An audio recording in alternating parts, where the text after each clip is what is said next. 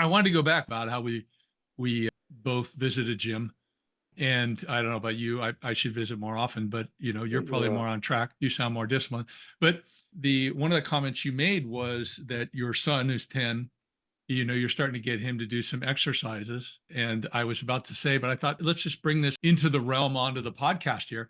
When I was a junior in high school, so this was 1973, okay, way before most of our audience was born. And but my coach for water polo was a guy who was a football coach who was new to the school, couldn't get a job as a football coach. So he said, "Yeah, I'll do water polo, whatever. I don't know anything about it," which he didn't. Dennis Unterman, he was the strongest man in California in Oh, 1965. He was like 5'9", and he was just massive. tree. Built like And a tree. he was a kid in an adult's body. Wonderful human being, just wonderful human being.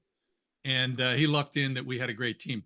And so, but he was also really good at working with us. But I remember he said, I met his son during the season, tall, lanky kid. And I said, "Hey, coach, why don't you have your son working out weights?"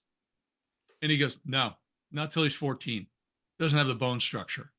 Now, I don't know whether that's scientifically correct, but it was very interesting. His son, who was once again this wonderful guy, I saw him 2 years later.